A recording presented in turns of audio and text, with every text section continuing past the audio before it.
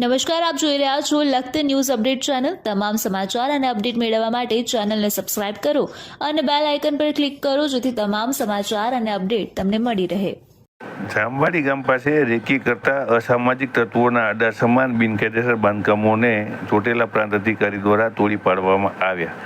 સરકારી સર્વે નંબરમાં બિનકાયદેસર રીતે ચણવામાં આવેલ આશરે 15 જેટલી દુકાનોને તોડી પાડવામાં આવી।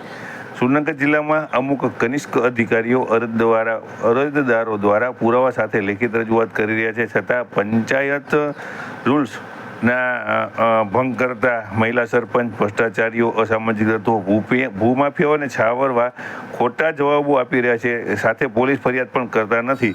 ત્યારે પ્રામાણિક સનિષ્ઠ એવા ચોટીલા પ્રાંત અધિકારી એટી મકવાણા દ્વારા થાનગઢ મામલતદાર અને તેમની ટીમ સાથે ચોટીલા જામવાડી રોડ ઉપર આવેલ સરકારી સર્વે નંબરમાં દબાણ કરનાર ભનુભાઈ દાનાભાઈ અલગોતર, વાઘાભાઈ દાનાભાઈ અલગોતર, નવગણભાઈ દાનાભાઈ અલગોતર, રણુભાઈ દાનાભાઈ અલગોતર, ભીખાભાઈ દાનાભાઈ અલગોતર, વિજયભાઈ રણુભાઈ અલગોતર દ્વારા કરવામાં આવેલ બિનકાયદેસર પાકા દબાણો દૂર કરી દેવામાં આવ્યા। સાથે રણુભાઈ અલગોતર અને વિજયભાઈ અલગોતર દ્વારા જામવાડી વિસ્તારમાં ખાનગી તેમજ સરકારી સર્વે નંબરમાં બિનઅધિકૃત રીતે ખનન વહન કરતા હોય અને વેચાણ કરતા હોય તે બંનેની સામે વોરંટ પણ ઇસ્યુ કરવામાં આવ્યા છે। ત્યારે સૂત્રો પાસેથી મળતી માહિતી મુજબ દબાણ દૂર કરાયેલા સ્થળ ઉપરથી આશરે 10 થી 15 અસામાજિક તત્વો સરકારી અધિકારીઓની રેકી કરી ધ્યાન રાખી બિનકાયદેસર ખનીજ ચોરી કરતા તત્વોને મેસેજ મોકલવાની કામગીરી કરતા હોવાનું પણ જણાવવામાં આવી રહ્યું હતું। ત્યારે સુરેન્દ્રનગર જિલ્લાના અન્ય અધિકારીઓને આ વસ્તુ જોઈએ અને તેમને પણ શીખવા જેવું છે કે અસામાજિક તત્વોના બદલે